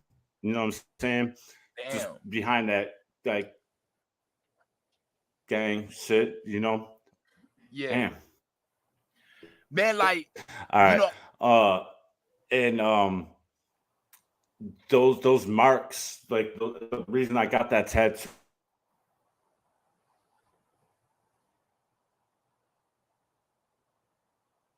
Oh, we break it up. We back. Okay, there you are. All right, so those marks, and the reason I got the tattoo under that scar is because I want to remember that. You know what I'm saying? I want to remember that when I got stabbed in my chest, when I got this. You know, I don't got no tattoos on my face. I won't get no tattoos on my face. But you know, this will always be there. It's this Pontiac symbol next to my eye, you know, will always be there. Reminding me that I got kicked in my face, you know what I'm saying, with steel toe boots. It reminds me of that life, you know what I'm saying? And I don't want to go back to it ever. That's why, you know, that's why 3 years ago I started this YouTube channel, and you know, try to change other people's lives and also change mine as well. You know what I'm saying? Facts. And like in 3 years, we got 1,040 videos, something like that, and I done probably deleted about 50. So probably about 2,000 videos in 3 years. I don't ever want to stop. I want to punch out 4 videos a day. Sometimes. Facts. You know what I'm saying, but that takes up all my time in my day. Yeah, all my time. Definitely. I look, a lot of people don't understand like how much work go into YouTube, and man, like it's a lot of work. And I know a lot of motherfuckers don't understand that, you know, I do this shit for free. You know, I used to work. I used to work. I had a car accident last year, hurt my back, and I taken out of work. And we just got the lawsuit going now. But I used to work, and I still did this. I still did full time. You know, so Damn. all of my day is taken up with YouTube. So I don't really think about any other bullshit. You know what I'm saying? Yeah. Yeah. And that's where I'm at with that. But you know, some stuff happens, some things happen, and you know, like when I had my stroke, I didn't really think I was gonna be able to do this. While I lost my voice, I lost my memory. I couldn't. I I couldn't do this. I couldn't do it. And then a couple people was like, "You can still do it, dude. You don't need to talk. You Yeah. don't need to talk. You can still make your videos. You don't need to talk." Facts. So I was like, and they were like, we don't want to see you, you know, stop. You know what I'm saying? So I was Facts. like, you know, if I did stop, that was gonna put me in a bad place again. You know what I'm saying? So I didn't stop. I kept reacting to people, even though I couldn't fucking talk. I kept reacting to people, and then every day I get better. And you know, some things happen, but you know, still in all, I know where my goal is. You know what I'm Yeah. saying? And you know, that's what I want to do. This is what I want to do. Some people are like, bro, you don't have to do YouTube. I'm like, bro, I want to fucking do YouTube. Yeah. I want to react to music. I want to change people's lives. I want to change how people think. Um, when when I first reacted to I don't know if you know him, but people at Parallel, he was so fucking excited. He was like the happiest dude in the world. He was posting it every single day, posting the reaction every single day, and he was just like he was just you know what I mean? And that's when I was really like, wow, this is really actually changing people's lives. You know what I'm saying? Yeah. So Big facts. Let me and that's let what me I use the want to do. bathroom. Let me use the bathroom real fast. I've been drinking this coffee. I'll be right back. You good? All You right. good? So it's actually swastika was created in hatred, and no, it wasn't created in hatred. You don't understand what the swastika is. Swastika means unity. Roman. Uh, the swastika wasn't invented by Hitler. Built like a polar bear. I mean, it turned into hatred. It turned into a symbol of hatred, but it wasn't created for that purpose. And you can look up the swastika and get to know it was not invented for hatred at all. And Germany is a nationalist country, all right? And to be a nationalist is you are for your country, And when the Holocaust started, it was because a bunch of Jews from Russia, you know, came in, and they it was a battle on a bridge, and they murdered 60,000 German women and children. And that's when Hitler was like, we're gonna attack, you know what I'm saying? And that's not even cool, but because of the things that transpired from that. But Germany was literally defending themselves, but he took it into a whole new level, you know what I'm saying? Hey, you want to hear something crazy? So, bruh, Hitler's one of my inspirations, bruh, and not because of what he did, but because of his charisma. That nigga, he was a great leader. He didn't need a microphone to reach a million people. He could literally reach the back row of a million or a couple 100,000 people with just his voice. Facts. So I admire his charisma.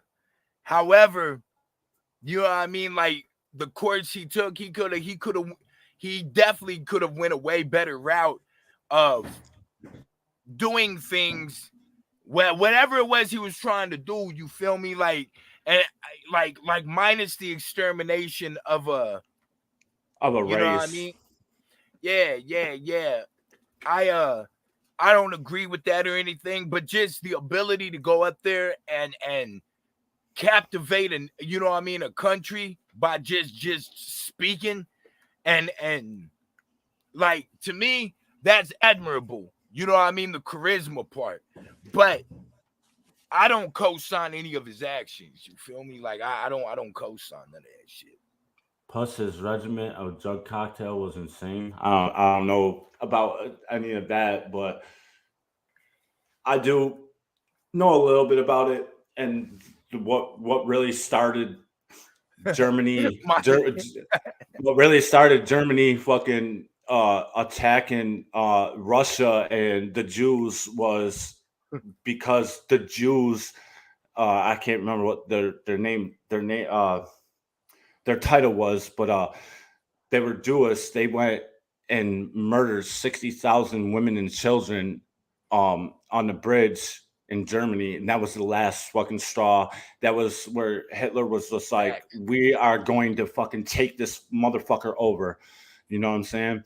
And it was bad. It was bad. Yeah. No, I'm laughing at Mike's comment. Yeah, they say he was impotent and had microphalia. Yeah, that's what they say. They say, look, they say he had microphalia, you know, which is like an insanely tiny shoe banger. You feel me? And it didn't work on top of that. So like I can kind of understand the anger a little bit from that. I mean, I can't personally understand, but if I'd be angry as fuck if I were him too. You know what I mean? You gave me a fetus pecker and it don't work. You know what I mean? Like, I'd be pissed off too. You feel me? I don't know where that comment came from or how it started, but like, oh no, yeah, Mike. It was saying the swastika was created in hatred and was stolen by Hitler from Hinduists, Buddhists, and Janus. I don't know what that word is, but it was created in unity. It was created because of strength and unity. The swastika started off as a dot. It started off as a dot in Egypt, being a symbol for the sun. Then they added lines to it, and then they took some away. And then the Sanskrit, I can't even say that, Sanskrit. Them they took the symbol and they added the little notches in it. You know what I mean? And inverted it and rotated it. So, yes. So it was it started off as a sign of power, and then like peace, and then Hitler took it, you know what I mean, turned it around, twisted it some, and said this is our symbol, but it derives from power and peace. But he reversed it because it stood for peace, but he reversed it as an act of war, and it's most famously been associated with Hitler. Like, look, so I don't just have shit tattooed on me just to have shit tattooed on me. Like, if I'm gonna put something on me, I'm gonna know the history of it.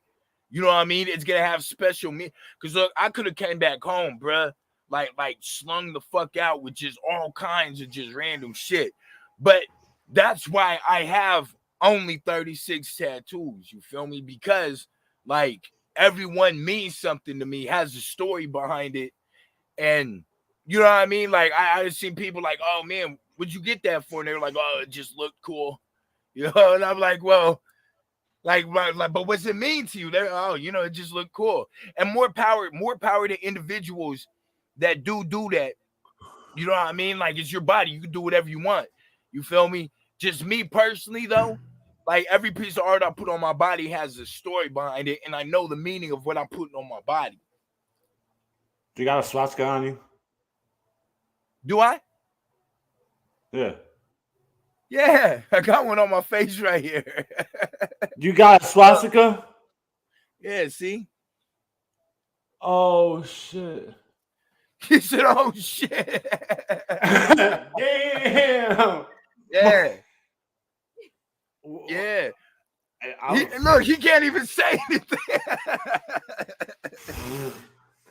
Hey man, I was in jail with this one dude, man. He was he just jumped to the next conversation. Nah, he was some Sweden or something or whatever, but he had a very large swastika on his belly, and like he used to always show it. Like we're back in the it was on the reception pod. We're back in the pod, and like we kept our shirts off. You know what I'm saying? And he always had that, and he never got fucked with, ever. So, look, you gotta keep in mind, right? I got this in prison. My Mexican homeboy did it for me, right? So you gotta keep in mind, I did this probably 3 years into my 8-year bid. I still had to finish my sentence out with blacks and white dudes. Man. The blacks were pissed off. Look, I had motherfuckers just like, hey, look, I'll pay for you to get that covered up. No. Then, you know, I had white boys mad, like, why you got that on you? You can't have that on you. Take it off me. Take it off me. You feel me? Like, take it off me. Look, yeah, if you don't like it and you don't like it, take it off. People be like the black guy with the thing on his face. Damn. I got that's people. Just wild. That's just wild to me, man. It's just, I mean, there's no hate or disrespect or whatever, but that's wild fucking to me, man. That, you know, so you're black. Look, trauma. Look, trauma does what he wants to do, though, bro. Like, I don't care if it's popular or not. You feel me? Like, bro, I live my best life, bro. And I'm not gonna let anybody put any ceilings to what I can or can't do. You know what I mean? It's for me at the end of the day. It ain't for nobody else. So I really, you know what I mean, don't. And that's why I told niggas in prison, I don't give a fuck if you like it. You know what I mean? Like my black homies, you know, I lost some friends over it. But, you know, I'm like, I don't give a fuck, bro. That's what I feel like putting on my face. Because I was angry at the world. And I wanted to put something on my face that symbolized my anger to the world. And if somebody were to tell you what's the most hateful symbol you could think of, even though that's not where it started. That's got to be it. That's the first thing that comes to your mind when you think of symbology and hate is that. So because of the symbology of how people relate that to hate, that's why I put it on there. Pretty much to say fuck the world. You feel me? Okay. And so that's why I put it there. And like I said, man, like, you know, I had like white cars in there and shit that were like, man, you know what I mean? He's got to take that off. He's got to take that off. Like, yeah, he can't be wearing our patch like that and da. And, you know, I have black dudes like, bro, you can't be running around with us with that on your face. Like, here, I'll pay for you to get it covered. Or you got to take that off. Like, nah. And I walked the yard the whole time, bro. You feel me? Like, real talk. Like, and it's still here. Ain't nobody make me cover it. Ain't nobody fucking take it off me. And I walked the yard. I ain't PC up or none of that shit. You feel me? Like, and over time, motherfuckers were just like, yo, that's trauma. that's just trauma. You know what I mean? Hey, the more we talk, man, I realize that you's a solid motherfucker, dude. Bruh, yeah, life's too short, man, to be following trends, man. Set your own path, man. Do what the fuck you feel like doing. As long as it ain't hurting yourself or other people, do what you feel like doing. And don't let nobody set limitations on you. Like, shout out to my dude, Hey Roo, man. And shout out to my dude, Tom. My dude, Hey Roo, got a song called Fuck You, right? And he sampled me talking at the beginning of it. And I'm just, you know, I'm talking about, look, before people put limitations on you, sky's the limit. But as soon as a person says, hey, man, you know, logically that's not possible, bruh, they put a ceiling over you. You feel me?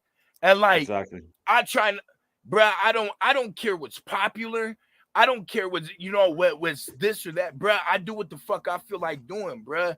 Like, I'm living my life. I'm not gonna let you dictate what the fuck I got going on. You know what I mean? You're not in my shoes living my life. So fuck if you like it or not. I'm doing me.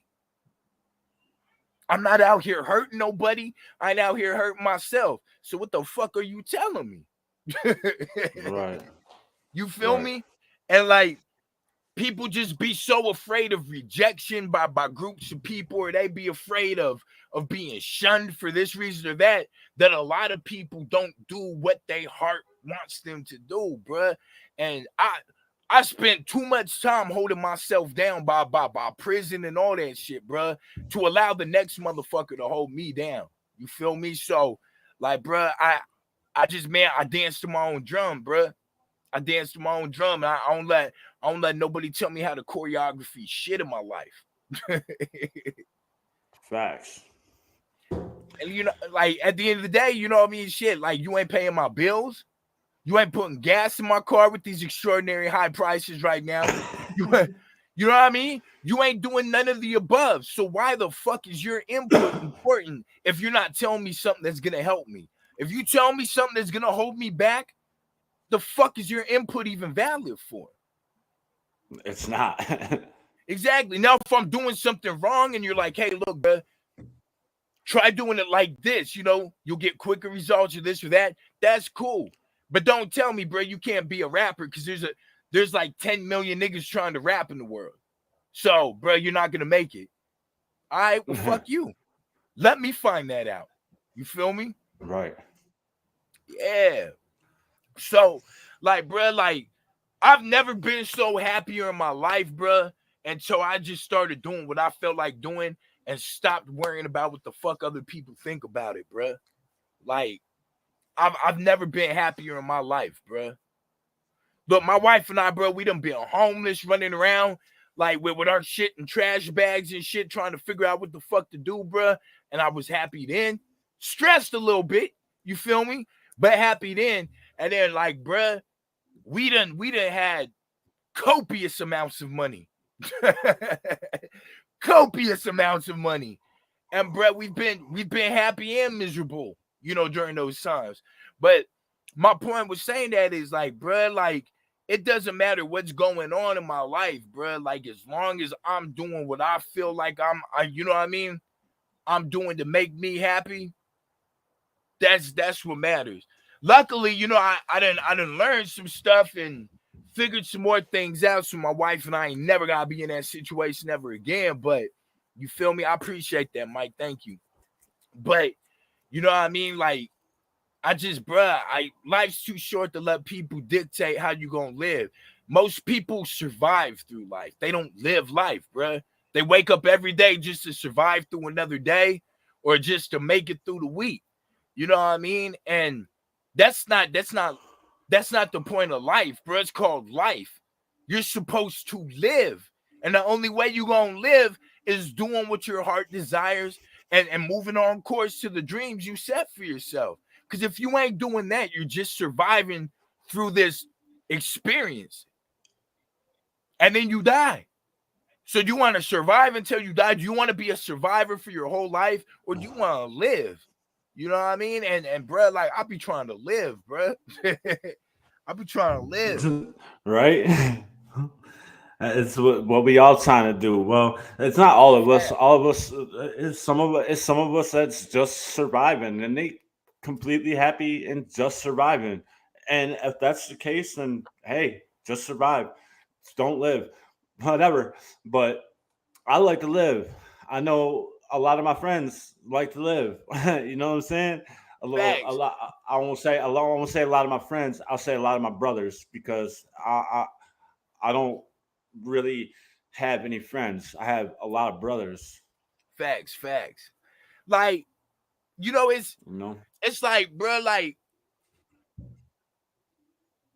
you like, so like, living, bro, you ain't gotta be like, a lot of people equate like living life, with bro, like, I got Gucci jackets, bro. I fly first class to Turk and Caicos and you know what I mean? Like you know what I mean? Shit like that. Bro, that can be an aspect of living life, bro. But I've been poor and happy, bro. You know what I mean? Like happy with what I have, you know what I mean, and shit like that, bro. So it's not like it's not success or financial things. Success is how you feel about where you are in life. That's all success is. It's a measurement of how you feel about where you're at in life. It's not money, it's not TV, it's not fame. Like, bruh, there's people that work at Foot Locker and they feel like, man, they every day they busting their best move. And what they call their existence of life, bro, they're living it. Excuse me, they're living it to the fullest. You know what I mean? You got some people that want more than that. And, you know, they living it to the fullest. Like, it's just, you know, it's success it's a measurement that only you can set for yourself. Nobody else can set it for you. Nobody can tell you what it is. It's just a measurement of where you're at with what you're trying to do, bruh. And people got to understand that, man. Like, you know, like, I feel like I'm successful where I'm at in my life right now, but I feel like I'm successful to a checkpoint. You know what I mean? I got a couple more checkpoints I wanna, you know, reach before, you know, I can kick my feet up at the checkered flag. You feel me? And so I feel like where I'm at, I'm on course and I'm on the right track. So I feel like everything's where it's supposed to be right now. You feel me? So I feel like, yes, I am successful at this point in my life. Though, like I said, it's a checkpoint, it's a pit stop. You know, I still got some more laps to run. Yeah. But I'm on course. I'm where I'm where I'm. JT, my guy, was popping. History in the making, HITM. Big facts, big facts. So, like, you know, like, I just, bro, like, my whole wave of thinking is just different in life now, bro. Like, the way I approach everything, the way I measure things out. You know what I mean? Like, I weigh everything out, risk factors, you know what I mean, on the scale. Like, okay, what's the pros and cons for this? You know what I mean? Like, do the pros outweigh the cons? You know what I mean? Like, if the cons outweigh the pros, is it still, like, what's the loss? You know what I mean? Like if I risk this, like, I weigh everything out, bruh. Like, everything's weighed out in my life. Like the decisions I make, the things I do, all that.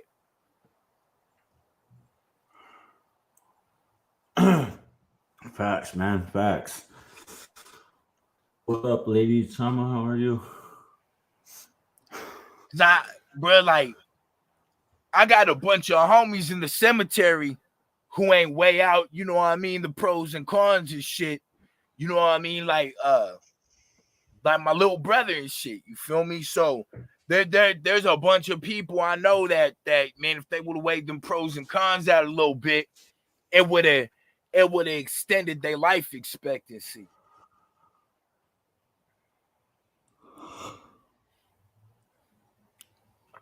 That's interception, for fuck's sake. Let me get this light real quick. Are you good? You good? What up, y'all? What up?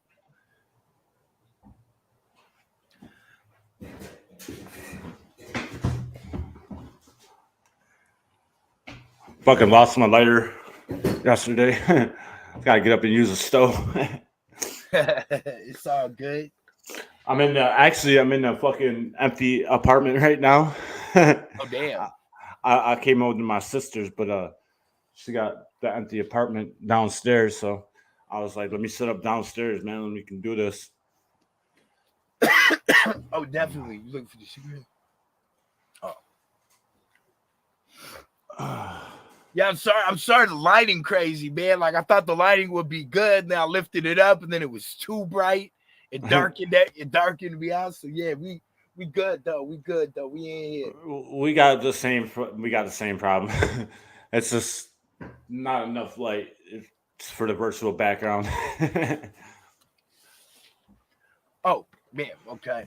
My bad. I was looking for these old cigarettes.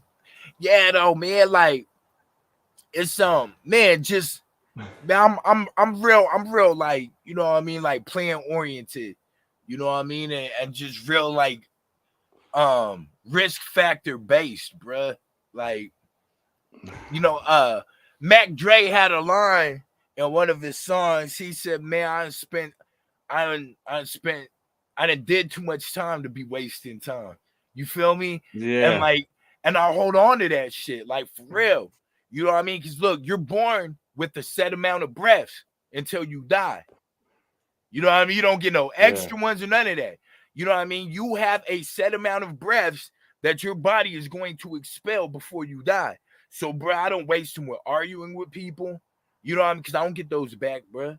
You know what I mean? Like, all the time I was locked up, bro, like my life paused. I still aged, but I was on pause. You know, my right. life kept going.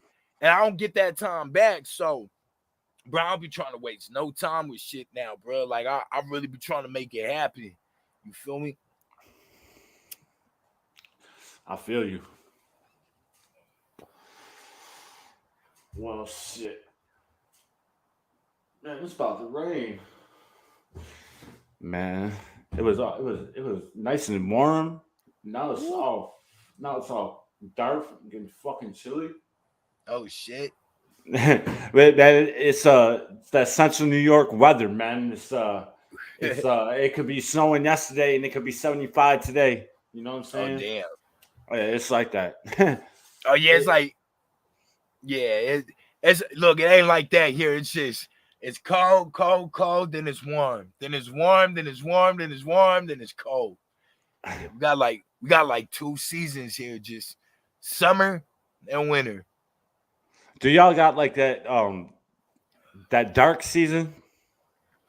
Yeah, so like during the winter, on average, it's about 20 hours of like darkness. Damn, that's crazy, About man. about 18 to 20 hours of darkness. And then it's the complete opposite, you know what I mean? Like During the summer, in the doesn't midst get of the dark summer, at all. yeah. It's like 20 hours sunlight. It's a little Yep. dim for like an hour or two. Yeah, it'll get like dusk.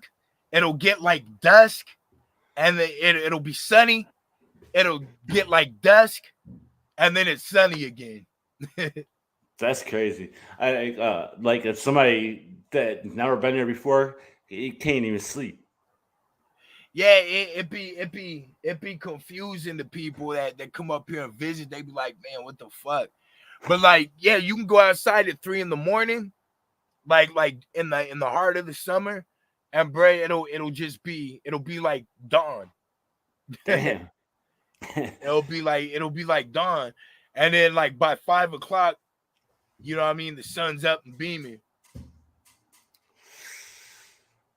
All right, man. Well, shit, man. This was a fucking dope conversation, man. But we're gonna have I to get off. appreciate it.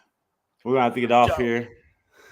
If you guys haven't, make sure y'all go to my Instagram at traumatos_HITM. all the links will be in the All description. right. They're Make all sure you in there. go into the bio there if you guys have it on my Instagram, and there's a link for my Jungle Book album. You can cop it online. I chose to only sell my album from my website, so that way these streaming companies don't rob me. You know what I mean? Okay. I'm really trying to push this indie grind on the people, like on how to really get the most bang out your buck and how to make the most money with your career. So you could buy the album, the Jungle Book album, off the website. The link's in my bio on Instagram. Definitely do that. And anything else you want to shout out? Man, shout out the network, man. Shout out the team. Yeah. Look, I'm just gonna say the network as a whole, because there's too many of us. You feel me? There's too many. I don't want anyone to feel left out. I want to say congrats to Larry too for making it into the Blindside Cipher. You feel me? Oh shit. Oh yeah.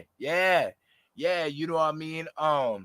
Definitely, man. Support You know what I mean? It's a wrap, yo. Definitely support my nigga Sack. You know what I mean? Oh, big facts. Hip Big Hop facts. Radar Underground. You know what I mean? That's the name of his channel. Check out my guy Larry Belafonte. He here in the chat. Be mad if you need work done. You know what I mean? He does that. Shout out to Mike, shout out to the wife, shout out to everyone that's here. JT, my dude, he's a dope rapper too, man. If y'all ain't familiar with him. Iz was in here. Is Apocalypse, that's my guy. We got some stuff coming out soon. That's a lyrical motherfucker right there, boy. Yeah, Iz is a beast. Yeah, man. God first, man. You know, shout out to God, shout out to my family, man. Shout out to the network. Shout out to the supporters. Shout out to you, man. I appreciate you having me. Yeah, man. I appreciate you getting up early and coming through, man. Facts. I'm trying to get myself on that. Shout out to Mike too, man. I hope you enjoy that album. Yeah, I'm definitely trying to during the winter I'll sleep in. Like, you know, during the summer though, you know, like that sun start coming up, I'll be getting up earlier. I actually woke up at like 7:30, like 30 minutes before my alarm went off. So, you know, I'll be like it was in my head before I went to sleep. So my body, you know, automatically got up early. So I don't even gotta set an alarm. I wake up at 5 o'clock in the morning every time. That's what I'm trying to get to. Yeah, I've been that way for years. Ever since I had my first job, I I decided that I wanted to be to work 15 minutes early, so I set my alarm clock 15 minutes fast, and I always woke up before that shit, and I always had. Thank you, Mike. Always have. So I always show up to work 15 minutes early, man. Yeah, good. It's a good habit. It is. Always if you got something to do, man, always set your alarm clock 15 minutes fast, and then you'll be up and you'll be ready to go. And you get there and get to your appointments or whatever you got to do. You work whatever in time, shit, you know. Facts. Then you ain't got to race the traffic. You ain't got to fucking get no speeding tickets and nothing like that. Facts. Shout out to my wife, man. She be putting in hella work. You know what I mean? She's like a major factor with my career, man. So shout out to my wife too, man. I love her to death. Big shout out, Mrs. Tomatos. And thank you for saying on Twitter, we gotta get Tomatos on, man. Yo, you should get Larry for the next one, bruh. I wanted to talk to him about that. We'll probably next weekend or something. And but if he wants to do that, man, he can get up with me, man. Facts. Definitely, man. Word up. Well, look, I appreciate you taking the time out today, brother, man. I had a great conversation with you. We definitely gonna have to do this again, man. And this was great. I appreciate it. Man. Once I get my stuff right, and I'm gonna be getting back on the podcast, man. So you'd be one of the guests. Now I appreciate it. Yeah. So yo, man, if y'all don't know me, you can go in my description, get all my fucking links. Twitter, Instagram, I got a blog space, really dope blogs. They're literally only 4 or 5 minute reads. You can find out how to get up on there if you just get in touch with me. The people at the Parallel and LGTWO on Twitter, if you want to follow them, find out what the fuck we doing. You want to do that? My Gmail is in the description as well. You can Gmail me anytime. If you do put it in the subject line, it's a rap yo or something. I don't know, but keep you out of my spam space. Because I don't check that shit often. So yeah, if you end up in there, I won't see it. But I got some merch. Got some hoodies and t-shirts and purses and stickers and all kinds of cell phone cases and all kinds of shit, man. You want to cop something, man? Get up with me, man. I'll give you a discount. And there's a donation link, man. Everybody, big love, man. Big love to you. If you're about that life, you're a fucking real one. Facts. It's been fun, but until the next one, it's a fucking wrap, yo. Yes, sir.